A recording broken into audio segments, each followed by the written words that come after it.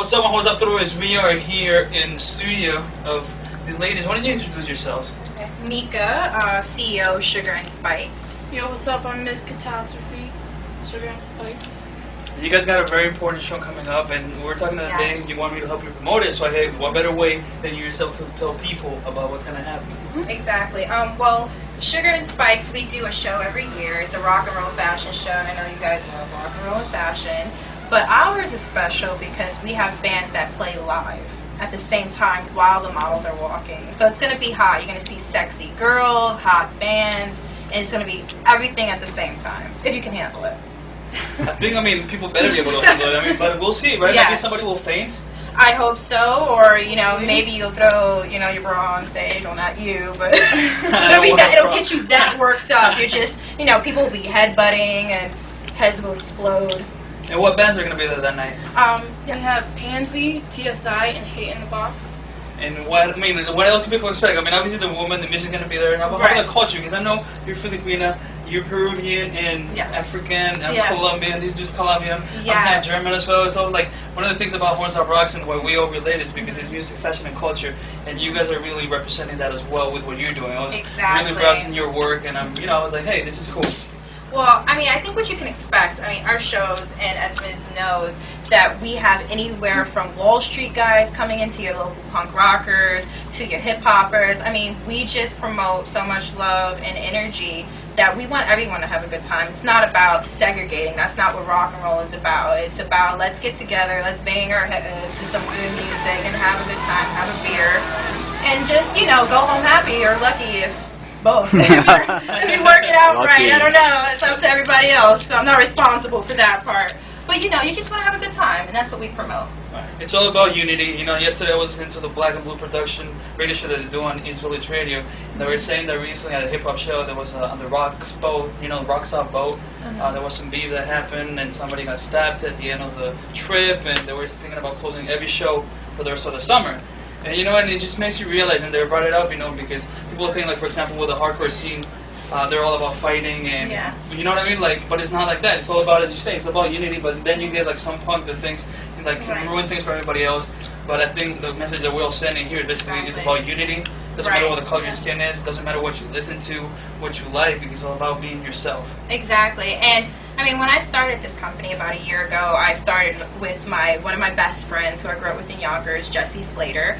And the thing is, we came from Yonkers, and we were always a mixed crowd, everyone from different ethnicities, and we would go to shows in Westchester, throw down, have a good time. And I think our disappointment, especially with me, is going out to these shows in the city and seeing that no one was having a good time. People were segregated, bands were having a hard time trying to bring people in, and the people just look bored. So whatever happened to CBGBs, whatever happened to Studio 54. So what we do is we bring, and we're working to bring that scene and that energy back to New York City where it belongs. So that's what we're doing, and I think so far over the year we've had a great response from people.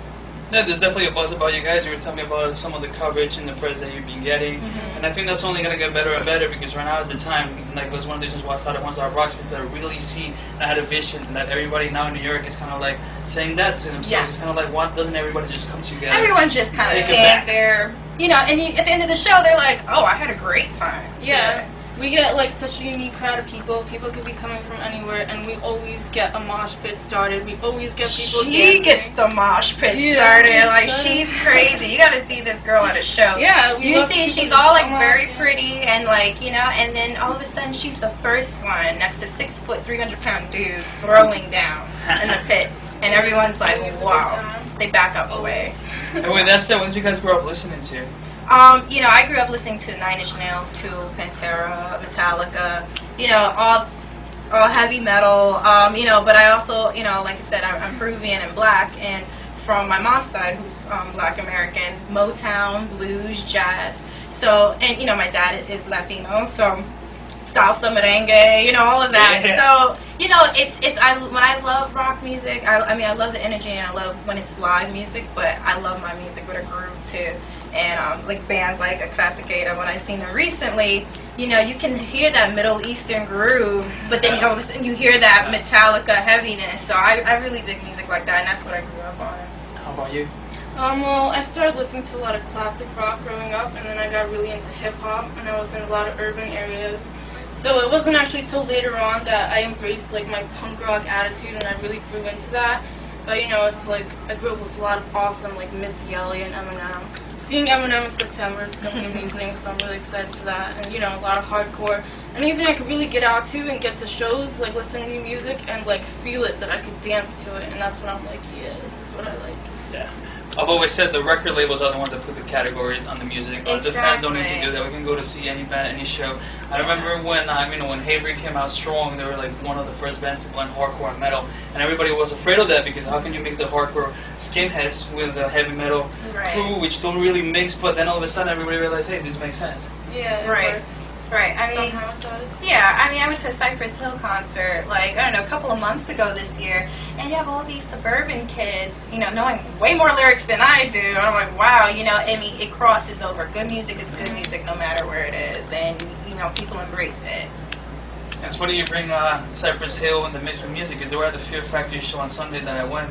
The guys from Cypress Hill were right there. And it's Really? one of those things, because it's not just about like, oh, this is the type of music you should like. I mean, some people might close their minds, but I think the message basically here today that you guys have for the people out there is come to the show and experience that firsthand. Yeah, exactly. You have to experience it. It's like, you know, it's time to stop all this and just let loose.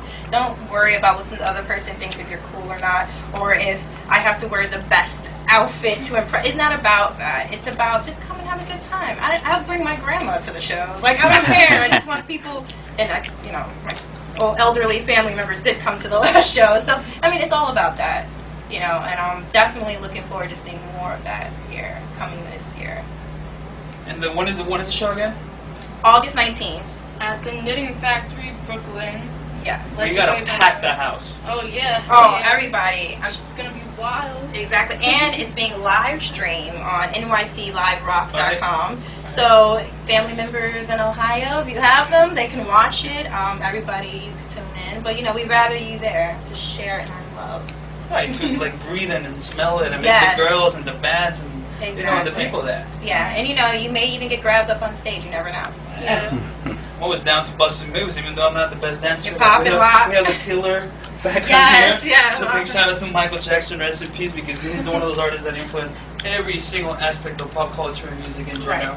And any last words before we sign off? I mean, tell people where they can hear about you guys. Yes, we have a website. It's Sugar and Spikes, like the spiky heels, rocks.com. So sugarandspikesrocks.com. Any final words? Check out my rap lyrics on our official website. I like to write poetry, and I'm a rapper. And I would like to see what y'all think. You should Yes. bust a move right now. Maybe not now. At the end of the day. Maybe later. If you come to the show, maybe you'll get that special treat. Get enough drinks, you might get out there and do it.